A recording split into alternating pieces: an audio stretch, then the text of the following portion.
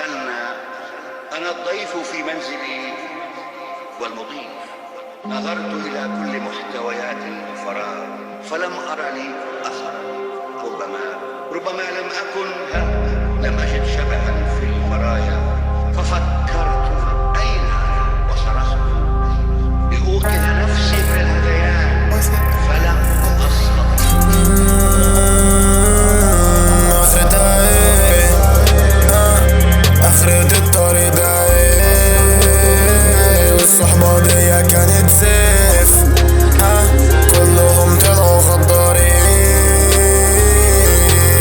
الكل أذاني وقسموا قلبي نصين. أنا أبقى واحد تاني غير اللي عرفتيه. بتقول كرهاني، مش قلتي انك بتحبيني. بتقول نسياني وانا مش قادر ما افتكركيش. وكان المفروض ان انا انام واعيش مبسوط، ومين المسؤول؟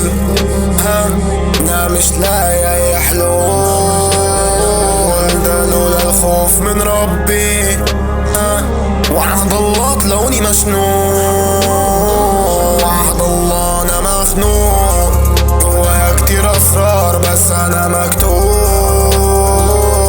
الكون كله بيدور وانا بدوخ، بص لبعيد بس بتوه.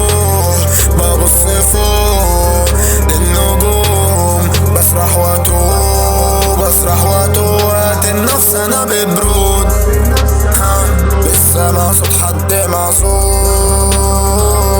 انا مؤمن ملدوع، انتي السجن وانا جوا محبوس.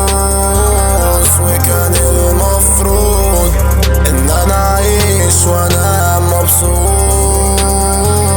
وكان المكتوب ان انا اعيش واموت مغزول.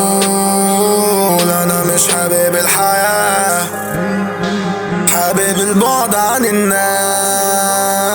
ده انتم مفروض تفدوني بروحكم، مش تبصوا في اللي جالي.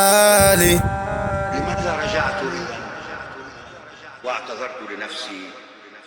نسيتك فاخرج، فلم أستطع. ومشيت إلى غرفة النوم فاندفع الحلم نحوي وعانقني سائلا: هل تغيرت؟